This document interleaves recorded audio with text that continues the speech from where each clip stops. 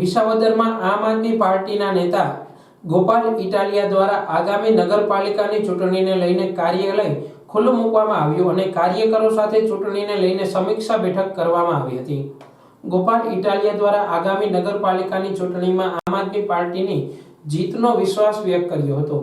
આમ આદમી પાર્ટી દ્વારા નગરપાલિકાની ચૂંટણીને લઈને લોકોની પાયાની જરૂરિયાત જેવી કે રોડ, રસ્તા, ગટર સુવિધા, સ્ટ્રીટ લાઇટ, બગીચા જેવી સુવિધા પૂરી કરવા માટેની પત્રિકા ગોપાલ ઇટાલિયા દ્વારા લોકોને આપવામાં આવી હતી. આ તકે જૂનાગઢ જિલ્લા આમ આદમી પ્રમુખ હરેશ સાવલિયા, રાજુભાઈ બોરખતરિયા, મુનેશ પોંકિયા, વિસાવદર શહેર પ્રમુખ સહિત મોટી સંખ્યામાં લોકો જોડાયા હતા.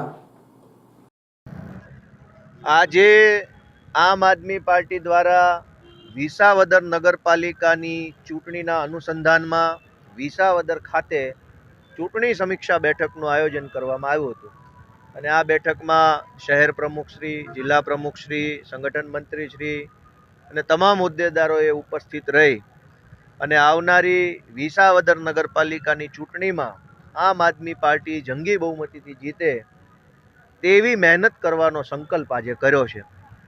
જનતાની વચ્ચે જ્યારે હું ગયો, બધાને મળ્યો, આગેવાનો, વડીલો, અહીંયા અત્યારે પત્રિકા વિતરણ ડોર ટુ ડોર બજારમાં કર્યું, તો ખૂબ સારી રીતે લોકો આમ આદમી પાર્ટીને સમર્થન કરી રહ્યા છે.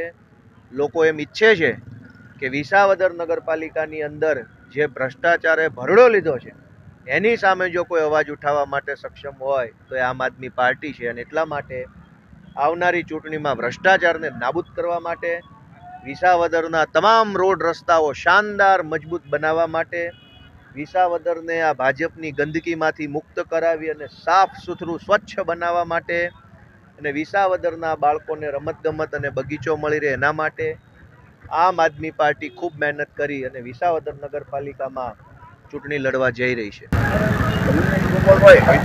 વિસાવદર નગરપાલિકામાં આમ આદમી પાર્ટીની વિસાવદરના લોકોએ વિધાનસભાની અંદર પણ આમ આદમી પાર્ટીને મત આપી અને આમ આદમી પાર્ટીના નેતૃત્વ ઉપર, આમ આદમી પાર્ટીની વિચારધારા ઉપર, આમ આદમી પાર્ટીના મુદ્દા ઉપર વિશ્વાસ મૂકેલો છે અને એ વિશ્વાસ આજે પણ કાયમ છે. કેમ કે આમ આદમી પાર્ટીનો મુદ્દો આજે પણ જનતાને એમના ટેક્સના બદલામાં સુવિધા મળે, વ્યવસ્થા ઊભી થાય, એવો વિચાર આજે પણ આમ આદમી પાર્ટીનો છે. એટલે વિસાવદરની જનતા જ ઈચ્છે છે કે વિસાવદરમાં નગરપાલિકામાં આમ આદમી પાર્ટીની સરકાર બને.